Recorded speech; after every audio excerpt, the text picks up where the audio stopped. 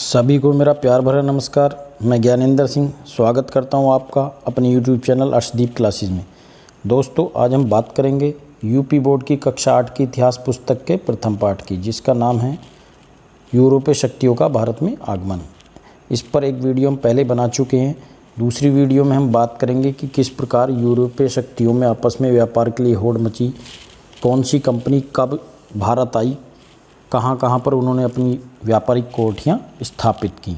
दोस्तों, वीडियो को अंत तक देखें। वीडियो पसंद आए तो लाइक करें, वीडियो को शेयर करें, चैनल को सब्सक्राइब करें, साथ ही बेल आइकन को प्रेस करें, जिससे कि मेरी आने वाली वीडियो आपको सबसे पहले प्राप्त हो।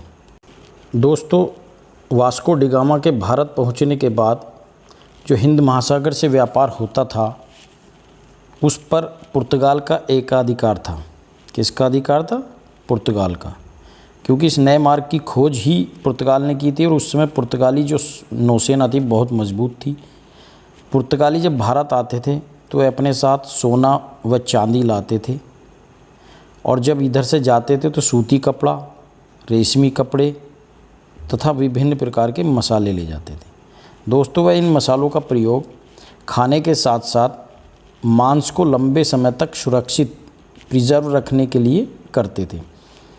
पुर्तगाल की अनुमति से ही कोई भी जहाज़ हिंद महासागर में आ जा सकता था उस समय, क्योंकि पुर्तगाल की नौसेना बहुत मजबूत थी। और इसी क्रम में धीरे धीरे हॉलैंड, इंग्लैंड व फ्रांस, ये तीनों यूरोपीय शक्तियाँ जो थी भारत आई। भारत में यूरोपीय व्यापारियों की होड़। इन शक्तियों के भारत आने के बाद इन यूरोपीय शक्तियों को में आपस में व्यापार के लिए धीरे धीरे होड़ बढ़ती चली गई। व्यापार के लिए किन किन चीज़ों की आवश्यकता थी दोस्तों? धन की, लंबी यात्रा करने वाले जहाज़ों की और नाविक। तीनों साधनों का बहुत महत्व था। अच्छे नाविक होने ज़रूरी थे, लंबी यात्रा करने वाले जहाज़ ज़रूरी थे और साथ ही धन की भी ज़रूरत थी। इन तीनों साधनों की प्राप्ति के लिए जो यूरोपीय व्यापारी थे, उन्होंने आपस में एक सम्मिलित होकर विभिन्न व्यापारिक कंपनियां बनाई। व्यापारिक कंपनी व्यापार में कई लोगों की हिस्सेदारी को कहते हैं। जब कई लोग मिलकर एक नई कंपनी का निर्माण करते हैं तो वह व्यापारिक कंपनी कहलाती है। लगाई गई पूंजी के अनुपात में लाभ की प्राप्ति। इसका मतलब ये था कि जो व्यापारी जिस अनुपात में पूंजी लगाएगा, उसको उसका लाभ भी उसी अनुपात में प्राप्त होगा। यानी कि जिसकी जितनी भागीदारी उसकी उतनी हिस्सेदारी। इसी क्रम में दोस्तों, सबसे पहले पुर्तगाली आए थे, उसके बाद हॉलैंड वाले आए थे, जो वैसे तो 1595 में आए थे, परंतु उन्होंने जो अपनी व्यापारिक कंपनी थी उसकी स्थापना कब की थी? 1602 में। उसके बाद इंग्लैंड वाले आए थे 1600 में। उनकी कंपनी की स्थापना हुई थी 31 दिसंबर 1601 कैसे है? ये 1600 है सर, 1600 में। और उसके बाद फ्रेंच ईस्ट इंडिया कंपनी की स्थापना कब हुई थी? 1664 में। फैक्ट्री दोस्तों, फैक्ट्री क्या होती है? फैक्ट्री का मतलब है व्यापारिक केंद्र में स्थापित कार्यालय अथवा कोठी। जो उनके व्यापारिक केंद्र होते थे उसमें जो व्यापार करने वाला कार्यालय हो या कोठी होती थी उसे फैक्ट्री कहते थे। और फैक्ट्री शब्द जो है वो किससे बना है? फैक्टर कहते हैं एजेंट को, यानी कि वो जो अपना एक एजेंट छोड़ कर रखते थे उस व्यापार को देख रेख के लिए। वो जिस कार्यालय में बैठता था, फैक्टर जिस कार्यालय में बैठता था उसे फैक्ट्री कहना शुरू किया गया था। कोठी या फैक्ट्री की सुरक्षा के लिए सशस्त्र सैनिक भी लगे होते थे। चार दीवारी की जाती थी, बहुत मजबूत किलेबंदी की जाती थी। उसके बाद हम बात करते हैं, वास्को डी गामा के बाद हॉलैंड, इंग्लैंड व फ्रांस के व्यापारी भारत पहुंचे थे। ये मैं पहले भी बता चुका हूँ। भारतीय शासकों के मन में नौसेना का विचार तक नहीं था।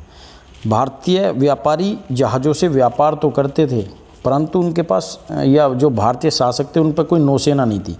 केवल व्यापार के लिए जहाज़ थे। कोई ऐसा जहाजी बेड़ा नहीं था जो उनकी रक्षा कर सके। कोई नौसेना नहीं थी, विचार ही नहीं था व्यापारिक केंद्रों की स्थापना। सबसे पहले पुर्तगाली आए थे तो जाहिर सी बात है सबसे पहले व्यापारिक केंद्रों की स्थापना भी पुर्तगालियों ने ही की होगी। और पुर्तगाल ने सबसे पहले पश्चिमी तट पर गोवा दमन द्वीप में अपनी व्यापारिक केंद्र स्थापित किए। ये पोलैंड नहीं दोस्तों, ये हॉलैंड है। हॉलैंड ने कालीकट, कोचीन, नागापट्टनम व चिंसूरा में अपने व्यापारिक केंद्र स्थापित किए। फ्रांस ने मसूलीपट्टनम, पांडिचेरी, चंद्रनगर व माही में अपने व्यापारिक केंद्र स्थापित किए। इसके बाद दोस्तों आता है इंग्लैंड का नंबर।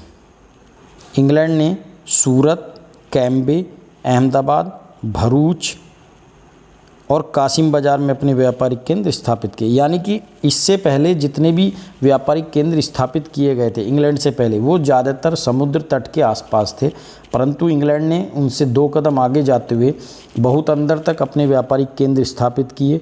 इसकी सोच आगे हम देखेंगे क्यों थी ऐसी। दोस्तों धीरे धीरे पुर्तगालियों से व्यापार छीनने की होड़ लग गई। इसके लिए गांव में एजेंटों को भेजना शुरू कर दिया। किन्होंने? व्यापारिक जो कंपनियां थीं। वजह क्या थी इसके लिए?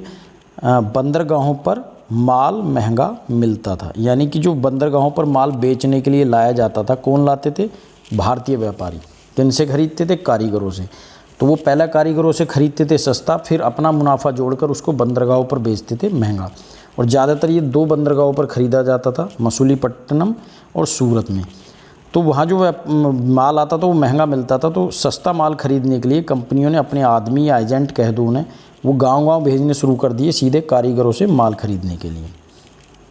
समय के साथ पुर्तगाली नौसेना व किलों की ताकत कम होना, यानी कि जो इन बाकी यूरोपीय शक्तियों के साथ पुर्तगाल का आपस में जो व्यापारिक होड़ चल रही थी, इसकी वजह से आए दिन युद्ध होते रहते थे। इसकी वजह से पुर्तगाली नौसेना बहुत कमज़ोर पड़ गई थी और उसके किलों की भी ताकत कम हो गई थी। इसके चलते व्यापार पर एकाधिकार न होना, यानी कि जब पुर्तगाल की नौसेना कमज़ोर हो गई तो व्यापार पर पुर्तगाल का एकाधिकार समाप्त हो गया। यानी कि ये समय ऐसा था जिसमें किसी का भी व्यापार पर एकाधिकार नहीं रहा। व्यापार में लाभ के लिए साम दाम दंड भेद की नीति पर अमल। सभी भी यूरोपीय जो कंपनियां थीं या शक्तियां थीं, उन्होंने व्यापार में अत्यधिक या अधिक से अधिक लाभ कमाने के लिए साम दाम दंड भेद की नीति का पालन किया और राजाओं के पास दूत भेजे। इसके लिए उन्होंने क्या तरीका अपनाया था दोस्तों? खुशामद, यानी कि फ्लैटरिंग या चमचागिरी कह लो।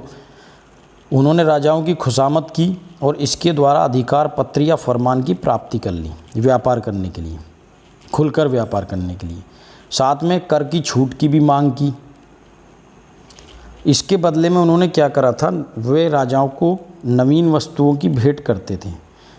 कैप्टन हॉकिंस जो था वो एक अंग्रेज़ राजदूत था जो जहांगीर के दरबार में 1608 में पहली बार आया था। टॉमस रो 1615 में जहांगीर के दरबार में आया था और दरबार की शानो शौकत देखकर प्रभावित हुआ। यानी कि जो जहांगीर की दरबार की शानो शौकत थी वो बहुत अच्छी थी, साजो सज्जा, उसे देखकर वो बहुत प्रभावित हुआ था। वजह ये थी उस समय जहांगीर के दरबार की शानो शौकत की कि भारत का विश्व व्यापार में लगभग 25 से 30% हिस्सेदारी थी उस समय। सबसे ऊपर जो विश्व व्यापार में हिस्सेदारी उस समय थी वो चीन की और भारत की थी। परंतु बाद में धीरे धीरे यूरोपीय देश अपनी हिस्सेदारी बढ़ाते चले गए और भारत और चीन औपनिवेशिक राज्य बन गए और ये बहुत धीरे धीरे पिछड़ते चले गए। तो टॉमस रो ने क्या भेंट किया था जहांगीर को? अंग्रेजी दस्ताने व बग्गी। एक बग्गी होती थी जो इंग्लैंड में चलती थी घोड़ों से, विशेष प्रकार की, वो भेंट की थी और हाथों में पहने जाने वाले दस्ताने भेंट की थी। इसी से प्रसन्न होकर जहांगीर ने टॉमस रो को इंग्लिश खान की उपाधि दी थी और उसे मनसब प्रदान किया था। राजाओं द्वारा करों में छूट। इसके ये दिए जाते थे क्या? उपहार। इसके एवज में राजाओं ने करों में छूट दी। उनकी एक सोच ये भी थी करों में छूट देने की। वो ये मानते थे कि करों में छूट देने से व्यापार बढ़ेगा और व्यापार बढ़ने से उन्हें फिर भले ही कर की जो दर है वो कम हो जाए, परंतु व्यापार बढ़ने से ज़्यादा कर मिलेगा। एक ये भी सोच थी। तीसरी बात ये थी कि पुर्तगाली सेना से भारतीय जहाज़ों की सुरक्षा की गारंटी कौन देते थे? इंग्लैंड वाले या फ्रांस या जो भी अन्य व्यापारिक कंपनियां थीं पुर्तगाल के अलावा, क्योंकि पुर्तगाली नौसेना भारतीय जहाज़ों को समुद्र में लूट लेती थी। तो ये गारंटी ये देते थे कि आप हमें व्यापार में या कर में छूट दोगे तो हम आपकी जो जहाजी व्यापारियों के जहाज़ हैं, भारतीय व्यापारियों के जहाज़, उनकी जो है सुरक्षा की गारंटी देंगे। तो इस वजह से भी उन्हें व्यापार में छूट और कर में छूट दी जाती थी। इन्हीं नीतियों व स्थितियों का फ़ायदा उठाकर खूब लाभ कमाया गया किनके द्वारा? इन व्यापारिक कंपनियों के द्वारा। और धीरे धीरे इन्होंने यहाँ पर ज़मीन खरीदकर गोदाम, घर व बंदरगाह और किलों की स्थापना की और धीरे धीरे व्यापार से ये भारत में अपना राज्य स्थापित करने में सफल रहे थे। वो हम अगले पार्ट में पढ़ेंगे। दोस्तों आज तक के लिए इतना ही। नमस्कार, धन्यवाद।